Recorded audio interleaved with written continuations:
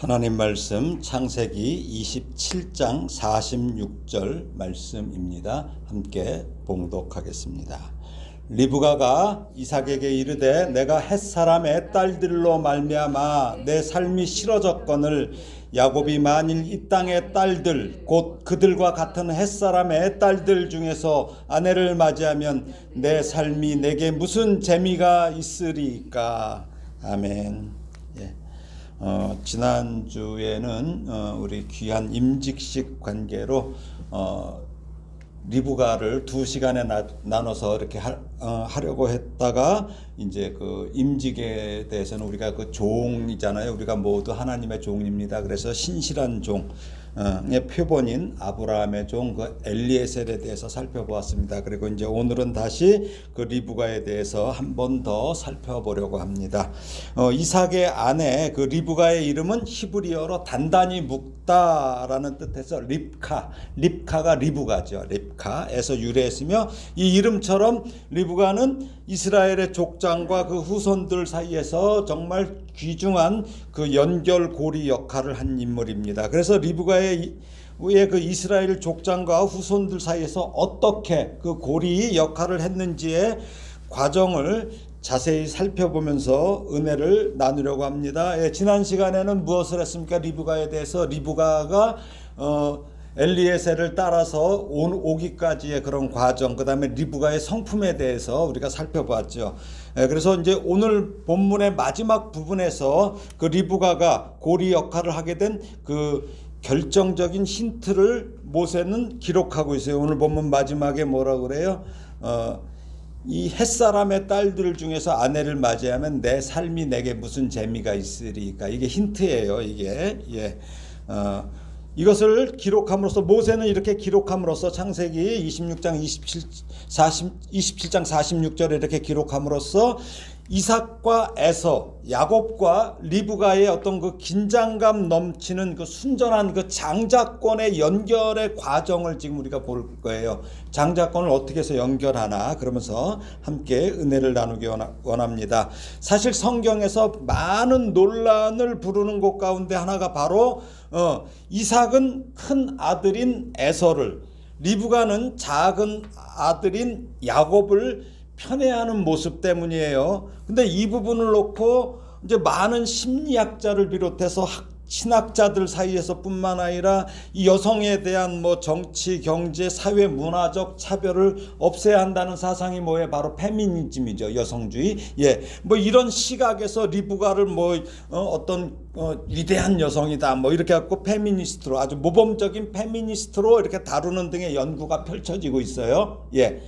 그러나 리브가의 이 순수한 신앙적인 면을 보아야만 하나님의 인류 구원의 계획을 우리가 온전히 연결하는 고리로서의 그 역할을 감당하는 그 리브가가 얼마나 놀라운 인물인지 알 수 있다는 것이죠. 우린 자꾸 성경을 자꾸 거기서 물론 연구하는 건 좋은데 자꾸 거기서 인본주의적으로 그걸 끌어가려고 그래요. 그러다 보니까 여러 가지 부작용이 나옵니다.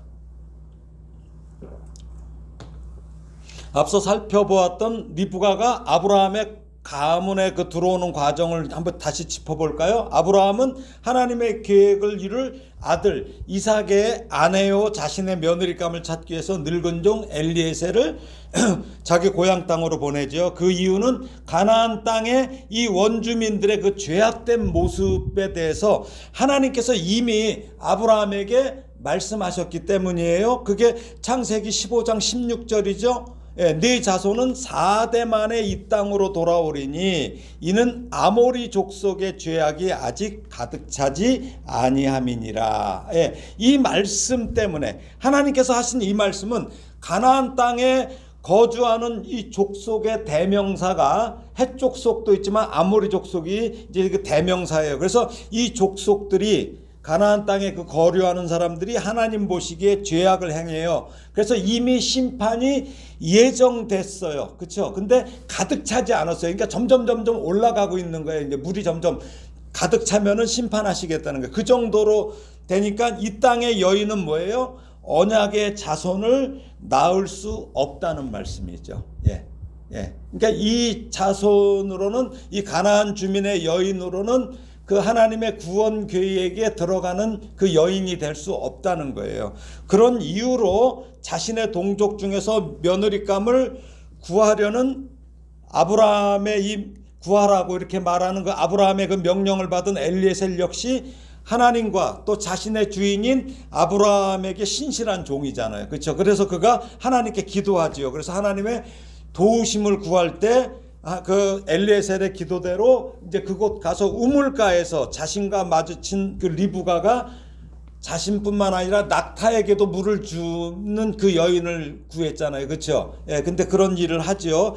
근데 말씀드렸죠. 물이 어느 정도라고 1톤이라고 그랬잖아요. 어마어마한 양의 물을 그렇게 길어서 낙타에게 줬다는 거죠. 이것을 계기로 리브가의 가족에게 결혼 승낙을 얻어내죠. 그런데 문제는 무엇입니까? 바로 다음날 아침에 떠나겠다는 거죠. 엘리에셀이. 그렇죠? 떠나겠다고 하는데 리브가 또 어때요? 즉시 자기도 따라가겠다고 즉시 결정을 해요. 그래서 그곳을 떠나서 함께 가나안으로 돌아옵니다. 얼마나 어떻게 보면 대단합니까? 리브가가 자기 가족들하고 조금 더 있어도 되잖아요. 열흘 정도. 근데 떠나는 거예요. 이게 대단한 거죠. 이게 엄청난 일입니다. 인간적인 정을 끊는 거잖아요. 그리고 성경에는 그 다음에 리브가가 자기 친정 사람들을 만났다는 기록은 없어요. 그러니까 그게 끝이에요. 그게 떠나옴으로써 끝이에요. 근데 그런 리브가예요. 그렇게 먼 길을 여행한 리브가는 이제 멀리 들에서 이제 배회 이렇게 하는 사람이 하나가 보여. 그래갖고 자신들이 있는 곳으로 이렇게 오는 이삭을 처음 보았을 때 물어보죠. 저 사람이 누구냐고. 그러니까 이삭이라고 하니까 어떻게 해요? 너울로 얼굴을 가려요. 이것은 무엇입니까? 정숙함을 보이는 거예요. 정숙함을 보이죠. 그러니까 얼마 전, 그러니까 이삭은 어머니 사라를 이제 잃었어요. 그렇죠? 잃은 이삭은 리브가를 아내로 삼고 이제 리브가로부터 위로를 받았다고 성경에 기록되어 있어요. 그러나 이삭 역시 어때요? 리브가와의 사이에 자식이 20년 동안 없어요. 자식이 20년 동안 없어요. 야, 이거 정말 힘든 일이죠. 그런데 리브가가 임신하는 과정에 이들 부부의 기도가 있어요. 기도로 돼요. 자, 그게 창세기 25장 21절에서 23절입니다. 한번 읽어볼까요? 이삭이 그의 아내가 임신하지 못함으로 그를 위하여 여호와께 간구하며 여호와께서 그의 간구를 들으셨으므로 그의 아내 리브가가 임신하였더니 그 아들들이 그의 태 속에서 서로 싸우는지라 그가 이르되 이럴 경우에는 내가 어찌할꼬 하고 여호와께 묻자온대 여호와께서 그에게 이르시되 두 국민이 내 태중에 있구나 두 민족이 내 복중에서부터 나누이리라 이 족속이 저 족속보다 강하겠고 큰 자가 어린 자를 섬기리라 하셨더라. 예, 이삭은 아버지 아브라함과는 분명히 달랐어요. 아버지가 하나님의 말씀을 확신하지 못해서 일어난 일들을 기억했어요. 엘리에셀을 자기 후사로 삼으려고 하고, 그렇죠. 사라의 여종 하갈에게서 아들 이스마엘을 낳고서 그것이 하나님의 뜻으로 그것을 오해했어요. 그래갖고 13년 동안 아주 행복하게 지내잖아요. 이런 일들을 어머니 사라를 통해서 들었겠지요. 그런 이삭은 아내 리브가와 결혼해서 20년이 되도록 믿음으로 기다렸어요. 그리고 하나님께서 오직 리브가를 통해 아들을 주실 것이라는 믿음으로 하나님께 기도할 때 그런 이삭의 간구를 하나님께서 들으신 것입니다.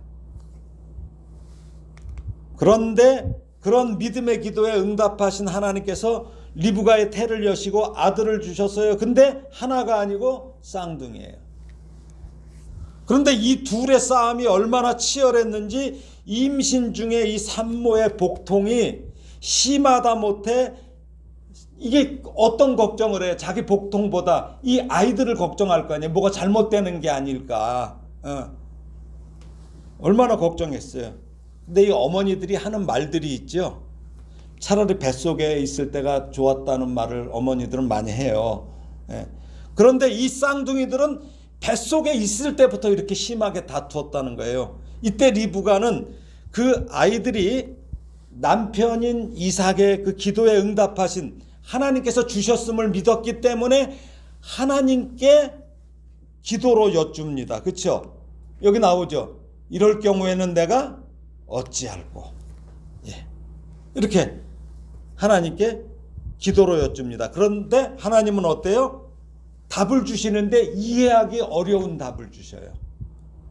이럴 경우에는 내가 어찌할꼬 하고서 여호와께 묻자온대. 사실 여기 이럴 경우에는 내가 어찌할꼬의 히브리어 원문은 문장이 성립할 수 있는 조건인, 우리가 문장을 성립하려면 어때요? 동사도 있고 명사도 있어야 되는데 이 원어는 그런 게 없어요. 그러니까 이게 뭐 그냥 거의 비명에 가까운 소리예요. 예. 너무 이게 고통스럽다는 표현이에요. 예. 그러니까 산모인 리브가의 이 당혹함을 표현하는 말이에요. 동사도 없고 명사도 없어요. 그러니까 막 비명에 가까운 게 워낙 이게 뱃속에서 이게 둘이 싸우니까. 예? 이 탄식 가운데는 먼저 산모 자신의 육체적인 이 괴로움에 대한 당혹감과 더하여 요란한 몸집으로 인해서 하나님께서 주신 아이가 유산하면 어쩌나 하는 우려도 담겨져 있을 거예요. 예. 얼마 전에 TV 인간 극장에 보니까 5쌍둥이를 낳은 저기 그 엄마가 있더라고요. 키가 150cm인가 152cm인가 밖에 안 되는데 이게 5이 들었으니 생각해봐요. 막 이게 저기 뭐 폐에 물이 들어올 정도였다고 하는데, 근데 사실 둘도 힘든 거죠. 이렇게 더더군다나 싸우니까.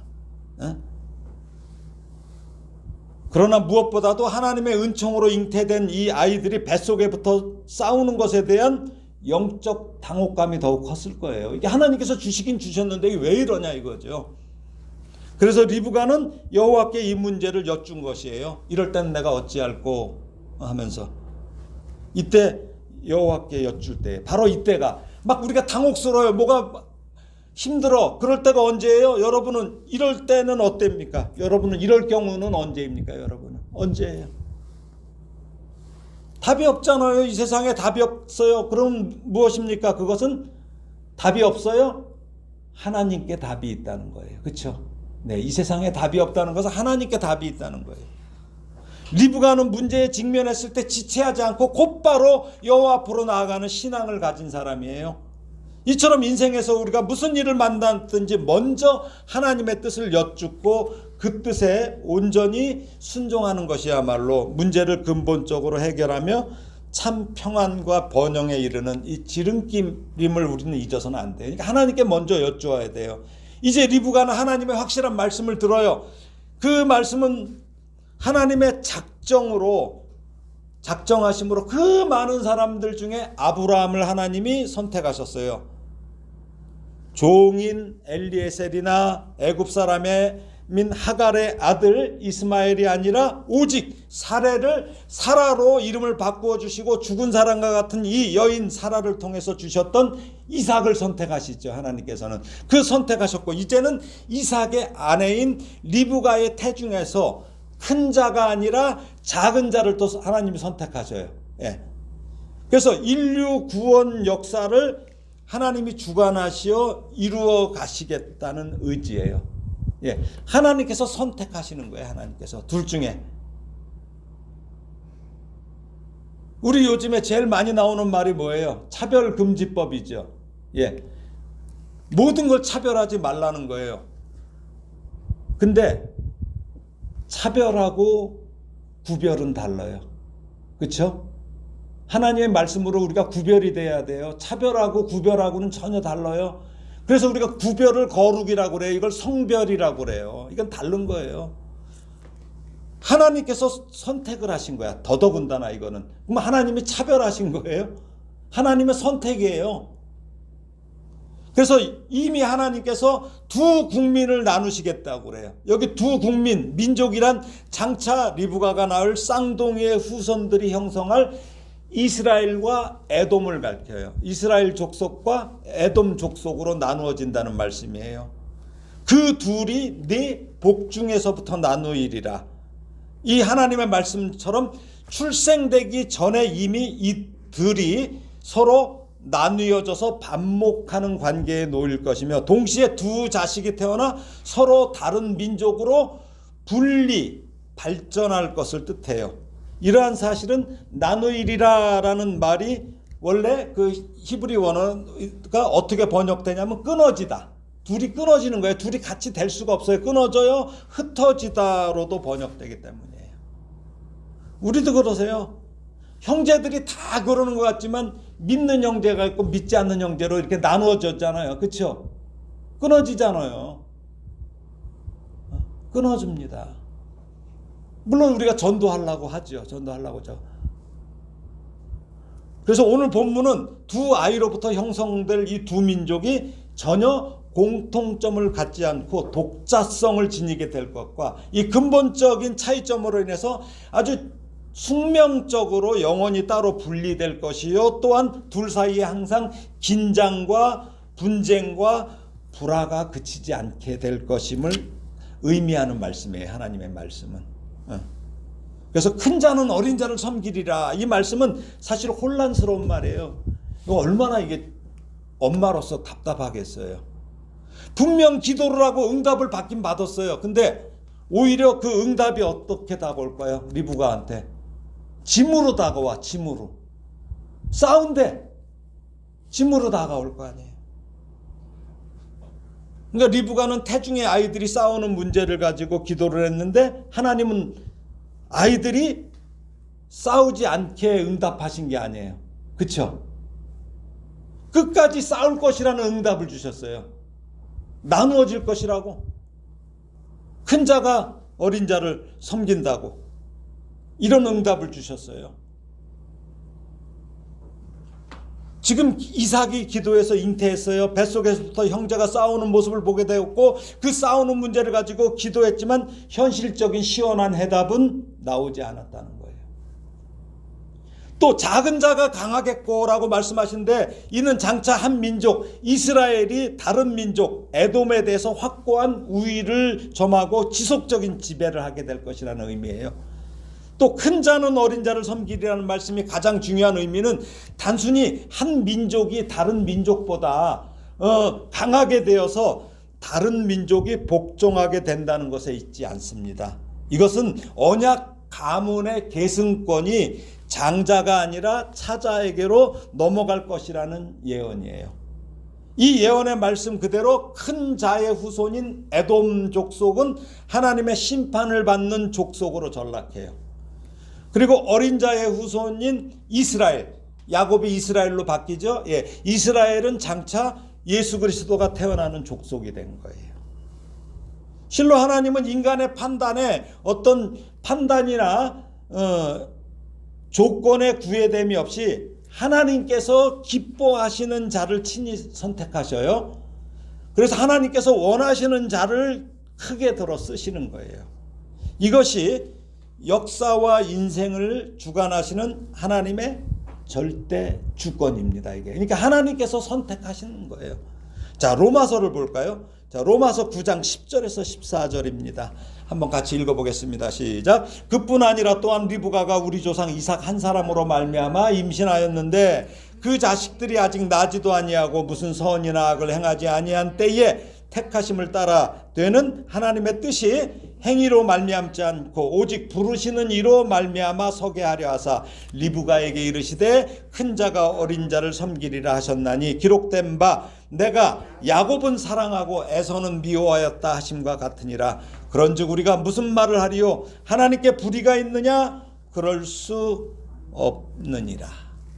예, 이제 이 정도로 제가 쭉 말씀을 드리고 로마서 말씀까지 이렇게 인용 사도 바울이 한 말을 이렇게 말씀드리면 여러분들이 이삭과 에서, 리브가와 야곱의 문제가 어디서 시작됐는지를 우리가 알 수 있어야 돼요.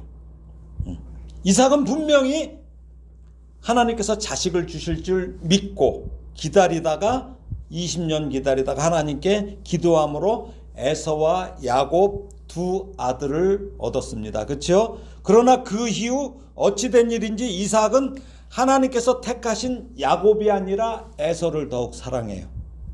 반면에 리브가는 태중에서부터 싸우는 야곱과 에서 때문에 하나님께 기도하였고, 제가 말하는 거 잘 들으세요. 이삭은 뭐라고 그랬어요? 제가요? 예? 이삭은 기도함으로 에서와 야곱을 얻었어요. 근데 리브가는 야곱과 에서 때문에 하나님께 기도하고, 예. 큰 자가 어린 자를 섬기리라는 하나님의 말씀을 듣고 출산 이후에 그 말씀을 줄곧 마음에 담아두고 산 거예요. 리브가는 살면서 분명히 남편인 이삭에게 하나님의 말씀을 전했을 것입니다. 그렇잖아요. 이 아이가 싸우는데 내가 이렇게 기도하고 그랬는데 이럴 거다 남편한테 얘기했을 거 아니에요. 아니 남편이 무슨 동물의 세계에서 수컷이에요. 그냥 수정만 시키고 뭐 관심을 안 가졌겠어요? 그렇지 않았을 거 아니에요. 그렇죠? 예, 얘기를 했을 거란 말이죠. 그러나 어찌된 일인지 이삭은 리브가가 하나님께 들은 말씀을 전해준 말보다 자기가 보기에 더욱 멋진 에서, 남성적이고 모든 면에서 뛰어나 보이는 에서를 마음에 두고 어때요?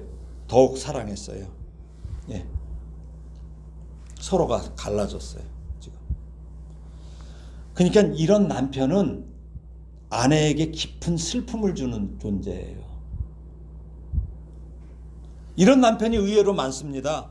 함께 교회에 나가기는 하지만 자기의 기분이나 기준대로 하나님을 믿는 남편이나 또 그런 아내 때문에 많은 세월을 이 눈물과 기도로 하나님께 나아가는 분이 의외로 많아요. 우리가. 그렇죠? 부부인데도 달라요. 다르게 믿어요.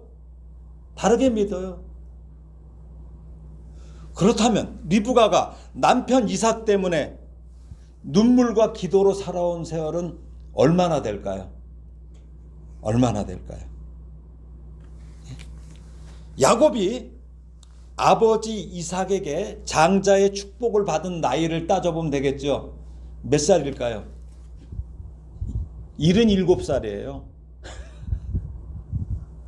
77살에 축복을 받아서 아버지가 장자의 축복을 해요. 그러니까 리브가는 무려 77년이나 하나님의 말씀을 따르지 않고 장남인 에서를 편애하는 남편 곁에서 하나님의 복된 말씀을 지키려는 이 리브가는 끝까지 이 하나님의 말씀을 외면하고 기어이 장자 에서에게 그 축복을 하려는 이 남편의 불순종을 막아내며 어린 자 야곱이 아버지의 축복을 받게 하려고 결국 남편 이삭을 속이게 하였던 것이죠. 대단한 거예요. 자, 그 과정이 나오죠. 창세기 27장 1절에서 4절입니다. 함께 읽어볼까요? 이삭이 나이가 많아 눈이 어두워 잘 보지 못하더니 맏아들 에서를 불러 이르되 내 아들아 하매 그가 이르되 내가 여기 있나이다 하니 이삭이 이르되 내가 이제 늙어 어느 날 죽을는지 알지 못하니 그런즉 네 기구 곧 화살통과 활을 가지고 들에 가서 나를 위하여 사냥하여 내가 즐기는 별미를 만들어 내게로 가져와서 먹게 하여 내가 죽기 전에 내 마음껏 네게 축복하게 하라. 참으로 안타깝습니다. 아버지 아브라함을 따라 이 모리아 산에 가서 하나님께 번제로 자신을 드리려고까지 했던 이 순전한 신앙을 가졌던 이삭이 하나님의 뜻을 거스르고 자기의 마음에 드는 에서에게 축복하려는 이 변질된 인간의 모습을 보입니다. 더더군다나 이때가 언제예요? 이때는 에서는 벌써 이방 여인과 결혼했을 때예요. 하나님의 뜻은 분명히 형 에서가 아니라 동생 야곱을 통해서 예수 그리스도의 계보가 이어질 것을 계시하셨지만 이 아버지 이삭은 세상적인 기준에서 남자다운 에서에게 축복하려고 하는 거죠. 여기 이삭의 나이가 많아 눈이 어두워 잘 보지 못하더니란 말은 시력뿐만 아니라 원어를 보면 기력도 쇠하여졌다는 뜻이에요. 기력도. 그러니까 이것은 이삭의 영적 상태도 쇠하여졌다는 의미입니다. 이 신명기 34장 7절 보면 모세가 120세에 죽는데 죽을 때 나이 120세였으나 그의 눈이 흐리지 아니하고 기력이 쇠하지 아니하였더라고요. 눈도 흐리지 않았어요. 이것은 뭐예요? 모세의 상태는 이삭과 전혀 다르죠. 그러니까 영적으로 건강했다는 건데 이삭은 그렇지 않다는 거죠. 이처럼 모든 문제는 육신의 건강뿐만 아니라 영적 건강이 쇠할 때 발생합니다. 예, 그러니까 영적으로 이삭이 많이 문제가 생겨 있었던 거죠. 사실 이때 이삭의 나이가 137세였어요. 축복을 하려고 할 때 나이가. 그리고 이삭이 180세에 죽어요. 그러니까 앞으로 한참 더 살아요. 그렇죠? 그러므로 이삭의 영적 상태가 그리 좋은 게 아니야. 뭐 그냥 장자의 축복도 뭐 자기가 뭐 이제 어느 날 죽을는지 알지 못하니 이게 헷갈리는 거예요. 이게 여러 가지가. 그러니까 기력이 쇠하고 여러 가지가. 자, 그런데 27장 5절을 보면 이 둘의 이야기를 리브가가 듣잖아요. 그렇죠? 근데 여기 들었던 이의 원어 쉐마우트. 그러니까 경청하다, 주의하다, 유의하다라는 뜻을 지닌 동사 샤마. 우리가 왜 쉐마 이스라엘 하잖아요. 이 뜻이에요. 능동태 분사로서 경청하고 있었다 뜻이에요. 그러니까 그 둘의 얘기를 중단 없이 계속되는 동작 상태. 그러니까 이삭이 에서에게 말할 때 리브가가 줄곧 주의 깊게 듣고 있었다는 뜻이에요. 줄곧. 이것은 리브가가 이삭의 말을 의도적으로 예의주시하면서 계속 엿듣고 있었다는 것이에요. 이제 리브가는 어때요? 그 에서의 그 장자의 축복, 이 사태를 막아야 돼요. 이제는 막아야 돼요. 앞서 말씀드린 것처럼 리브가가 아브라함의 가문의 시집온 과정을 되짚어야 그 리브가의 행동이 무엇을 의미하는지 알 수 있어요. 리브가는 친정집 우물에서 만났던 아브라함의 종이 자기가 하나님께 기도한 내용대로 당신이 왔다 이 얘기를 들었어요. 그러니까 그것은 뭐예요? 이삭의 아내로 선택한 존재가 엘리에셀이 아니라 하나님이라는 것을 믿은 거예요. 그때부터. 그렇죠? 예, 그걸 믿었기 때문에 저녁에 혼사를 결정하고 이튿날 아침에 떠나자는 엘리에셀의 말을 그냥 흔쾌히 그냥 허락해서 떠난 것도 왜? 하나님의 선택하심을 믿었기 때문인 거죠. 예, 그러니까 가는 거예요. 또 결혼 20년이 지나도록 아이가 없었는데 남편 이삭이 하나님께 기도하자 임신할 수 있었던 것도 하나님께서 임신케 하셨음을 믿었어요. 예. 그래서 태중에서 아이들이 싸울 때도 하나님께 기도할 수 있었죠. 그리고 큰 자가 어린 자를 섬기리라는 하나님의 말씀 때문에 야곱을 사랑하였던 것이죠. 그러니까 사랑한다는 것도 있지만 계속 야곱에게 집중한 거죠. 예. 왜? 하나님의 말씀에 집중했다는 뜻이에요. 리브가는 어떤 여인입니까? 그녀는 하나님이 자기를 선택하심을 깨달은 즉시 하나님을 믿고 따르는 여인입니다. 참으로 험난한 세월을 하나님의 말씀만 붙잡고 야곱을 곁에 두고 하나님의 말씀을 전했을 거예요. 그렇죠? 예? 교육하면서 너 뱃속에 있을 때 이랬어 이런 얘기를 했을 거예요. 아마 그래서 야곱이 팥죽도 팔아먹었을 겁니다. 예, 그걸 들었기 때문에 계속 어머니에게 그런 얘기를 들었기 때문에 그래서 야곱 역시 그 말씀을 붙잡고 살도록 77년을 품은 거예요. 리브가가. 이처럼 리브가는 쌍둥이를 뱃속에 두었을 때보다 더 오랜 세월을 말씀을 품고 믿음으로 버티며 살아낸 거예요. 말씀을 품고 사는 거예요. 그러므로 리브가가 야곱을 사랑하는 것은 하나님의 말씀을 사랑하고 지키려는 그 믿음 때문이었어요.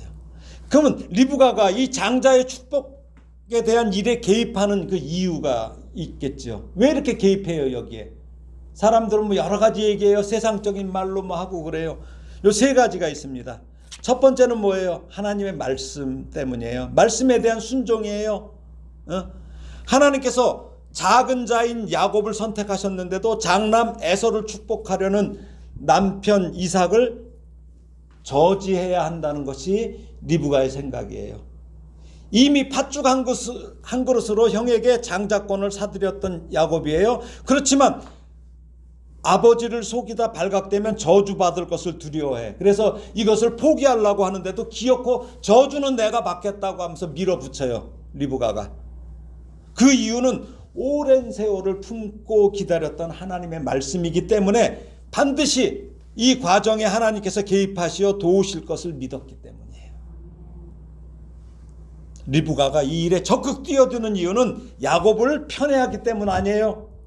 남편 고집을 꺾기 위함도 아니에요. 리브가는 오직 하나님의 뜻을 이루기 위해서 자기 딴에는 취할 수 있는 행동이 그것밖에 없었어요. 그렇게 인간적인 두려움에 휩싸인 리브가는 자신의 속임수로 하나님의 말씀을 이루려 한 거예요. 그러니까 리브가의 행위를 단지 남편을 속인 여자로 여러분들 낙인 찍으시겠습니까? 아니면 하나님의 말씀에 근거하여 행동한 여자로 보시겠습니까? 물론 시력과 기력이 떨어진 남편을 속이고 야곱에게 속임수를 쓰도록 꾸민 리브가의 행위는 도덕적으로 변명이 될 수 없어요. 도덕적으로. 또 당신의 계획을 반드시 이루시는 하나님의 능력을 믿고 기다리기보다 자기가 직접 하나님의 계획을 이루려고 한 것도 변명이 될 수 없어요. 이런 얘기를 많은 목사님들이 리브가, 야곱 이 과정을 놓고 막 해요. 자신이 하나님처럼 얘기를 해요. 그러나 리브가의 입장에서 보면은 리브가는 하나님의 뜻을 이루기 위해 과감히 행동한 행함 있는 믿음의 소유자였어요. 하나님의 구원 계획으로 선택된 이 야곱을 위해서 자기가 대신 저주받는 것까지 감당한 믿음의 소유자였던 것입니다. 우리는 이런 사실 앞에 세상에서 가장 깨끗한 기준으로 성경의 인물을 평가하려는 유혹에 노출되는 것을 우리 경계해야 돼요.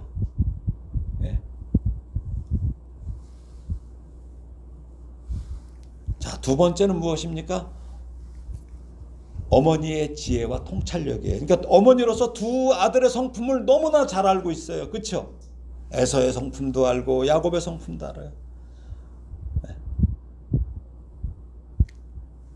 세 번째는 무엇입니까? 에서가 동족 여인이 아닌 하나님께서 가증히 여기는 이방 여인과 결혼했기 때문이에요. 그러니까 그 언약의 보존을 위한 선택이라는 것이죠.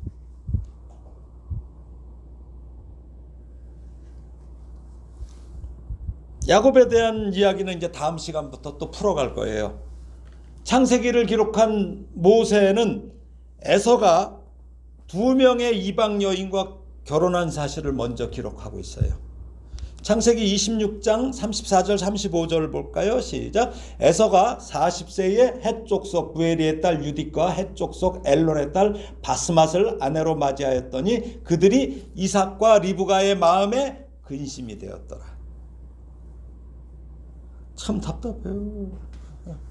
아니 에서는 이걸 알고도 참 이삭은 이걸 알고도 에서에게 지금 장자의 축복을 하려고 하잖아요. 이 기록은 하나님의 구원 계획의 결격 사유가 되는 에서의 행동을 모세가 지적한 거예요. 창세기 저자가 하나님께서 말씀하신 거예요. 창세기 저자인 모세는 에서가 아버지 이삭의 그 장자의 축복을 받기에 부적격자임을 알리며 결국 이삭의 축복이 야곱에게 돌아가도록 한 리브가를 의도적으로 연결한 거예요. 하나님의 구원 계획의 부적격자인 에서를 기필코 장자로 축복하려는 이삭을 하나님의 뜻을 따르는 족장으로서의 어떤 부족함, 여기 못난 모습, 이것을 모세는 또 고발하고 있는 거예요. 이런 에서의 부적격을 이제 오늘 본문이 다시 리브가 그 재차 고발하면서 리브가의 행동을 옹호하고 있어요. 오늘 본문이잖아요. 한번 읽어볼까요? 시작. 리브가가 이삭에게 이르되 내가 햇사람의 딸들로 말미암아 내 삶이 싫어졌거늘 야곱이 만일 이 땅의 딸들 곧 그들과 같은 햇사람의 딸들 중에서 아내를 맞이하면 내 삶이 내게 무슨 재미가 있으리까. 아버지 이삭과 어머니 리브가가 자신이 장가든 가나안 땅의 여인 때문에 삶이 싫어졌을 정도였으면 이걸 몰랐다는 거잖아요. 에서가. 이 불경건한 에서의 아내들, 이 며느리들 때문에 살맛이 안 난다는 거예요. 내 삶이 싫어졌구나. 나 살기 싫어 이 얘기잖아요. 그렇죠? 성경은 좀 너무 점잖게 표현해서 그렇지, 우리 번역된 성경은. 리브가가 에서와 더욱 멀어지게 한 이유가 여기에 있었음을 우리가 추측할 수 있어요. 그렇죠? 가나안 땅의 여인들로는 언약 가문의 이 순결성을 연결할 수가 없다는 것이죠. 이처럼 리브가는 아브라함 가문의 연결고리로서의 역할을 확실하게 인식하고 그 일을 감당했던 것입니다. 그런데 창세기 저자는 또다시 에서의 부적격성을 고발하고 있습니다. 그게 창세기 28장 6절에서 9절이에요. 읽어볼까요? 시작. 에서가 본즉 이삭이 야곱에게 축복하고 그를 밧단 아람으로 보내어 거기서 아내를 맞이하게 하였고 또 그에게 축복하고 명하기를 너는 가나안 사람의 딸들 중에서 아내를 맞이하지 말라 하였고 또 야곱이 부모의 명을 따라 밧단 아람으로 갔으며 에서가 또 본즉 가나안 사람의 딸들이 그의 아버지 이삭을 기쁘게 하지 못하는지라. 그러니까 자기 아내들이 지금 아버지를 기쁘게 하지 못한다는 거예요. 예. 이에 에서가 이스마엘에게 가서 그 본처들 외에 아브라함의 아들 이스마엘의 딸이요 느바요의 누이인 마할랏을 아내로 맞이하였더라. 예, 어쩌면 이런 지금 다시 또 후처를 또 하나 두죠. 첩을 두죠. 예, 이런 에서의 행동은 반항심에서 나왔을 수도 있어요. 이미 하나님의 뜻으로 내보낸 이스마엘을 다시 끌어들이고 있어요. 에서가. 그렇죠? 하나님의 뜻으로 내보냈잖아요. 근데 지금 다시 끌어들이고 있어요. 왜 끌어들일까요? 아마 이랬을 거야. 그 가나안 자기 아내들 에서가 이삭이 기쁘게 하지 못하니까 뭐라 그래? 아니 여기는 큰아버지 이스마엘의 딸이지 않냐? 동족 아니냐? 할아버지의 씨 아니냐? 지금 이 반항일 수 있는 거예요. 하지만 이스마엘은 이미 하나님께서 다른 민족이 조상이 되게 한 인물이잖아요. 이미 내보냈잖아요. 아까 에서도 뭐예요?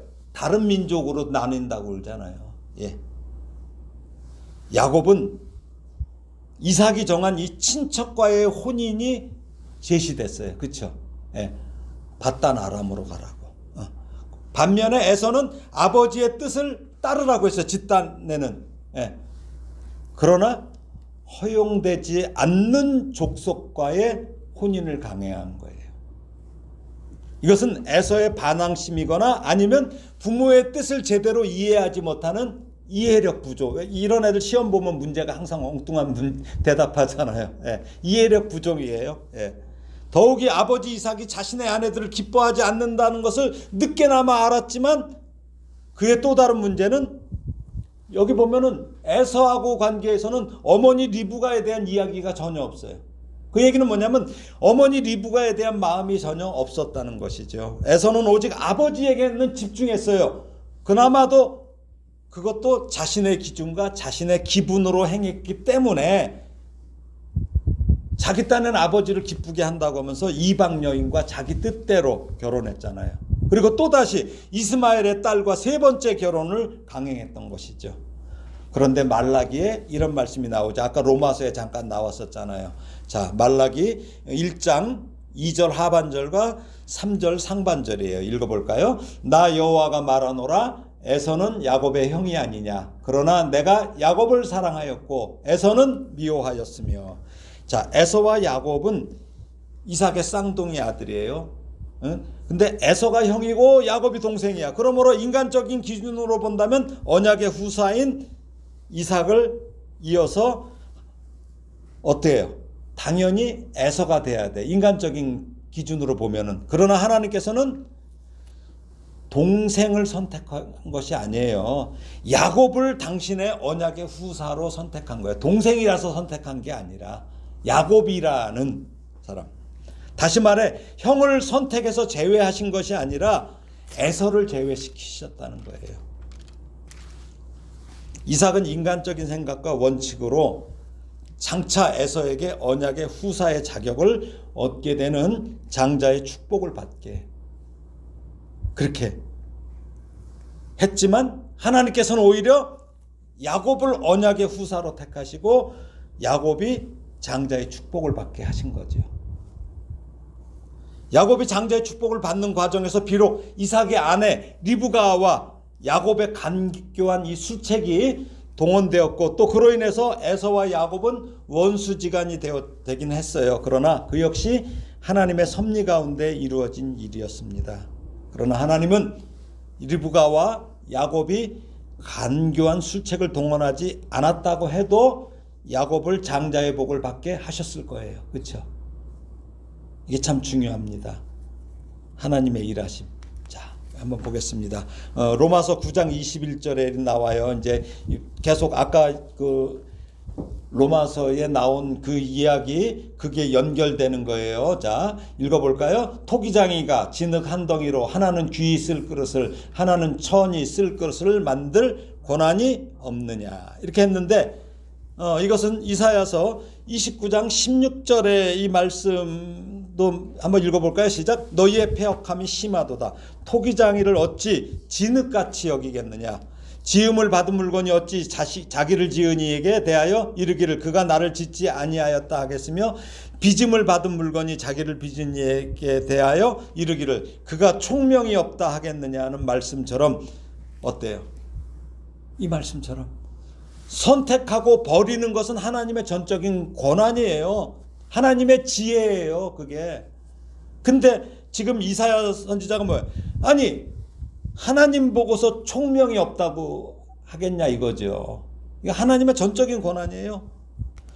하나님이 야곱을 선택하신 것은 야곱이 에서보다 인간적으로 탁월하거나 뭐 언약의 후사로 적합한 인물이었기 때문이가 아니에요. 그런 때문이 아니에요. 에서가 팥죽 한 그릇에 장자권을 야곱에게 판 행위는 비난받을 수도 있고 비난받지 않을 수도 있어요. 사람들은 이걸 비난을 해요. 안 사면 될 거 아니에요. 거꾸로 얘기하면. 그렇죠? 안 사면 될 거 아니에요. 그러나 어떻습니까? 야곱은 장자권이 중요하다는 걸 알았던 거죠. 장자권이 중요하다는 것을 몰랐기 때문에 그걸 팥죽 한 그릇하고 바꾸는 거 아니에요. 그것이 하나님께서 에서를 버리고 야곱을 택하신 결정적인 이유는 아니에요. 그걸 팔았다고 해서 하나님께서 그러신 게 아니에요. 성경은 하나님께서 이미 어때요? 그거 팔기 전에 모태에서부터, 리브가의 모태에서부터 있을 때 이미 에서 대신에 야곱을 택하셨다고 아까 말씀하잖아요. 그러니까 이거는 이미 하나님의 택하신 거고 중간중간 과정이에요. 즉 에서와 야곱이 태어나기도 전에 하나님의 주권적인 뜻과 지혜와 사랑은 에서가 아니라 야곱에게로 향하셨던 것이죠. 사실 외적 조건이나 인간적인 가치로 보면은 이 간교하고 어떻게 보면 나약한 것 같은 야곱보다는 에서가 하나님의 사랑을 받는 것이 맞아요. 그래서 이삭은 그 인간적인 가치에 근거해서 야곱보다 에서를 사랑한 거예요. 그러나 하나님의 사랑은 인간적인 가치에 근거하지 않습니다. 우리가 배운 거, 돈 많은 거, 이 가치가 아니에요. 하나님의 사랑은 오직 당신의 뜻과 무조건적인 은총에 근거해요. 그래서 우리의 구원도 가능한 거예요. 여러분들 잘났어요? 지금은 잘났죠. 하나님의 선택을 받았으니까. 지금은 잘났죠. 우리가 하나님의 택하심을 받아 구원의 백성이 된 것도 인간적인 가치 기준에 근거한 것이 아니에요. 하나님의 주권적인 뜻과 무조건적인 은총에 근거한 거예요. 사실 성도들 중에는 인간적인 가치 기준에 보면 세상 사람들보다 낫지 못한 사람들이 많아요. 그래서 사도 바울이 뭐라고 합니까? 고린도 교회 성도들을 향하여 뭐라고 그래요? 형제들아, 너희를 부르심을 보라. 육체를 따라 지혜로운 자가 많지 아니하며, 우리 믿는 자들이 이렇대요. 능한 자가 많지 아니하며 문벌 좋은 자가 많지 아니하도다. 우리 믿는 자들이 이 모양이래요. 엊그제 뭐 유시민이가 뭐 저기 김문수 대통령 후보 그 아내 설란영 씨가 그 얘기를 하는 걸 보고 저는 너무나 충격을 받았어요. 설란영 씨 나이가 70이 넘었는데 그 당시에는 고등학교만 졸업해도 대단한 거예요. 네. 근데 자기가 서울대 나왔다고, 김문수 씨가 서울대 나왔는데 그게 영광이에요? 너무너무나 속상했어요. 문벌 좋은 자가 대통령 되는 거 아니잖아요. 노무현이는 상고 나왔어요. 노무현 대통령. 그 부인은 뭐 어디 뭐 여상인가 여중 중태인가 그래. 근데 그 노무현 대통령 밑에서 장관을 했던 사람이 유시민이야. 이 웃기는 사람이죠. 우리가 세상을 보는 거 그렇게 보지 않아요. 그래서 성경은 틀림없이 말합니다. 하나님께서 우리를 부르신 게 육체를 따라 지혜로운 자 아니고 능한 자 아니고 문벌 좋은 자 아니라는 거예요. 그럼 무엇입니까? 그럼 무엇입니까? 그럼 우리가 그래서 교회도 마찬가지죠. 근데 교회도 이런 거 따지는 곳이 있어요. 어느 교회 가면 교인들 수준이 어느 정도, 저 강남에 어떤 교회 가면은 정신 나간 짓입니다. 정신 나간 짓이 아니에요. 오로지 하나님의 택하심, 하나님의 은혜, 이거 외에는 없는 거예요. 리브가가 그걸 지금 붙잡고 있는 게 리브가예요. 예수님이 택하신 사도들의 면모를 보면 어떻습니까? 아니 무슨 고기 잡는 사람이, 그쵸? 세리, 그들 역시도 인간적 가치 기준에서 보면 함량 미달인 자들이 대부분이에요. 다윗은 어때요? 장자예요? 아니에요. 장자가 아닌데 왕이 돼서 솔로몬은 어때요? 장자예요? 아니에요. 그것도 누구? 밧세바란 여인, 그 문제 많은 여인. 이게 하나님의 주권이에요. 이게 하나님의 주권이에요. 이 하나님의 주권 때문에 저와 여러분이 이 자리에 있는 것입니다. 우리는 이 사실을 알아야 돼요. 지금도 하나님께서 우리를 당신의 백성으로 여기시고 사랑하시는 것 또한 인간적인 기준에 근거한 것이 아닙니다. 이런 면에서 리브가는 하나님의 뜻을 아주 정확히 알았던 것이죠. 또 하나님께서 미워하신 것은 에서가 아니라 또 에서의 잘못된 행위들이었죠. 하나님께서 에서를 마음의 정력대로 더러움에 내버려 두셨던 것이죠. 그러므로 우리는 성경을 읽고 묵상할 때 하나님의 뜻을 기준으로 해서 묵상해야 됩니다. 말씀을 정리합니다. 리브가는 자신의 결정으로 인해서 엄청난 대가를 치루었어요. 사랑하는 아들 야곱을 떠나보내야 됐어요. 그 이후에 야곱을 만났다는 기록은 성경에 없어요. 야곱이 떠난 뒤 아마 리브가의 말년은 쓸쓸해도 너무 쓸쓸했을 거예요. 어쩌면 에서에게 구박도 받았을 거예요. 남편에게도 더욱더 비난받았을 수도 있어요. 또 이방 며느리들과의 관계는 더욱더 그랬을 거예요. 이방 며느리들이. 무엇보다도 가장 큰 어려움은 사랑하는 아들 야곱을 보지 못해서 힘들었을 거예요.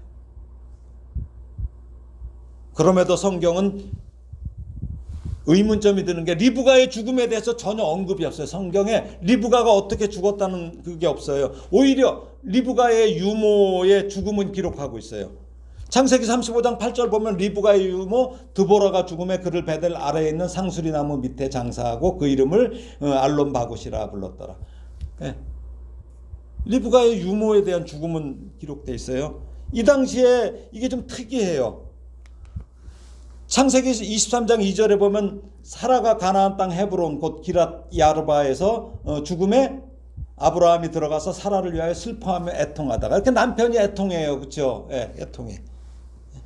장사지네. 또 라헬이 죽음에 야곱의 아내 에브랏 곧 베들레헴길에 장사되었고 야곱이 라헬의 묘에 비를 세웠더니 지금까지 라헬의 묘비라 일컬었더라. 이 기록처럼 야곱도 아내를 장사 지냈는데 유독 리브가의 죽음에 대한 기록은 없어요. 이에 대해서 이삭이 끝까지 에서에 대한 축복을 방해한 것을 마음에 두고 애도하지 않았다고 이렇게 주장하는 분들도 있어요. 예. 물론 추측은 할 수 있지만 저는 그래도 동의하지 않고 나중에 그 리브가한테 가서 물어볼 거예요. 네, 나중에 물어볼 거예요. 그러나 중요한 것은 리브가가 그렇게 쓸쓸했고 그렇지만 리브가의 그 삶 속에 하나님의 말씀이 굳게 자리 잡았다는 거예요. 성경은 의인에 대한 이야기가 아닙니다. 미약하고 때로는 조급하며 그 조급함으로 인해서 일으키는 각종 어리석은 실수와 사건 속에서도 하나님께서 일하심을 전하는 것이 성경이에요. 야곱을 편애하는 리브가에게는 하나님을 향한 전적인 그 헌신이 있었어요. 하나님의 말씀을 믿고 지키려는 마음을 하나님께서 받아주시고 하나님의 인류 구원의 역사에 연결고리로서 참여하게 하셔서 하나님의 계획을 이루십니다. 그래서 우리가 로마서 8장 28절이에요. 한번 읽어볼까요? 우리가 알거니와 하나님을 사랑하는 자 곧 그의 뜻대로 부르심을 입은 자들에게는 모든 것이 합력하여 선을 이루느니라는 이 말씀처럼 우리는 미약하고 조급하며 어리석고 부끄러운 일들까지도 하나님께서 당신의 능력으로 선을 이루실 것입니다. 아브라함의 아내 사라는 여러 민족의 어머니가 되었죠. 이삭의 아내 리브가는 이스라엘 족정과 그 후손들 사이에 연결고리 역할을 훌륭히 수행함으로 인해서 아들인 야곱이 어떤 이름을 얻어요? 이스라엘이라는 이름을 얻죠. 그렇게 함으로써 이스라엘의 어머니로 기억되는 거예요. 이스라엘의 어머니. 그러므로 하나님의 일을 하면서 자신의 실력만큼 여러분 헌신하시기 바랍니다. 우리의 못남, 모자람, 또 과함까지도 하나님께서 합력하여 선을 이루시며 하나님의 솜씨, 하나님의 작품으로 완성하실 것입니다. 그래서 제가 교회 이름을 하솜이라고 했어요. 왜? 우리의 못남이나 이런 모든 것들을 다 하나님의 솜씨로 이루어 가실 것이기 때문에 늘 깨끗한 그릇이 되기 위해서 우리가 노력하면 돼요. 회개하며 자신을 점검하며 살아가시기를 우리의 못남, 모자람, 과함을 위해서 중보하시는 예수님의 이름으로 축원합니다. 기도하겠습니다. 하나님 아버지 은혜를 감사합니다. 하나님의 말씀을 그 오랜 세월 품고 살아온 여인 리브가를 보았습니다. 하나님, 우리도 우리의 가정도 그런 가정이 되게 하시고 당장은 아무것도 보이지 않아도 그 약속하신 말씀을 믿고 그 말씀 붙잡고 주어진 인생길을 기쁨으로 걸어가도록 은혜를 주시고 끝까지 완주하는 우리 성도들로 인도하여 주시옵소서. 말씀 끝까지 품는 성도들 되게 하여 주시옵소서. 예수님의 이름으로 기도드립니다. 아멘.